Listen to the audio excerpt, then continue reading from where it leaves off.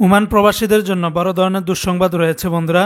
2025 সালে এসে ফের এরকম নতুন করে নির্দেশনা, এটা আসলে কোনো প্রবাসীরা কাম্য হবে না। কেননা ওমানে ভ্যাকসিন নিয়ে ওমান সরকারের আবার নতুন করে নির্দেশনা দিয়েছে। তবে এখানে ওমান সরকারের কোনো ধরনের কোনো হাত নেই, তারা সম্পূর্ণভাবে অপারগতা। তারপরও কিন্তু বিভিন্ন দেশের কারণে এটা কিন্তু করতে বাধ্য হচ্ছে।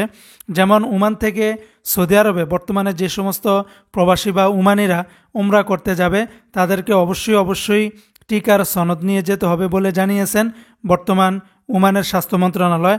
ওমানের স্বাস্থ্য মন্ত্রণালয় ঘোষণা করেছে যে উমরা পালনে ইচ্ছুক সকল নাগরিক এবং প্রবাসীদের সৌদি যাওয়ার 10 দিন আগে অবশ্যই মেনিনগোককাল এবং কনজুগেট ভ্যাকসিন গ্রহণ করতে হবে। পরবর্তীতে তারাসুদ সিস্টেমের মাধ্যমে এই সনদ গ্রহণ করা যাবে। সৌদি সরকারের জারি করা নতুন নিয়মের কারণেই এটি মূলত তারা করতে বাধ্য হচ্ছে। ভ্যাকসিনটি সব সরকারি প্রাথমিক স্বাস্থ্যসেবা প্রতিষ্ঠান এবং প্রবাসীদের জন্য স্বাস্থ্য মন্ত্রণালয় বিশেষায়িত বেসরকারি স্বাস্থ্যসেবা প্রতিষ্ঠানগুলোতে পাওয়া যাচ্ছে। সম্প্রতি দেশ ভেদে ওমরা যাত্রীদের এ বছর 5টি রোগের টিকার বাধ্যতামূলক করে সৌদি আরব সরকার। এ রোগগুলো হলো মেনিনজাইটিস, পোলিও, ইয়েলা ফিভার, করোনা এবং সিজনাল ইনফ্লুয়েঞ্জা।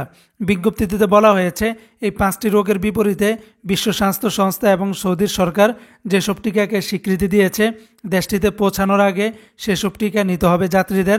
এতে আরও বলা হয় মেনিনগোককাল এবং মেনিনজাইটিস, করোনা এবং সিজনাল ইনফ্লুয়েঞ্জার টিকা সব দেশের হজ যাত্রীদের জন্য আবশ্যক। এছাড়া পাকিস্তান, নাইজেরিয়া, আফগানিস্তানের যাত্রীদের জন্য পোলিও এবং অ্যাঙ্গোলা, কঙ্গো, ব্রাজিল, নাইজেরিয়ার যাত্রীদের জন্য পিত জ্বরের টিকা বিশেষভাবে বাধ্যতামূলক করা হয়েছে।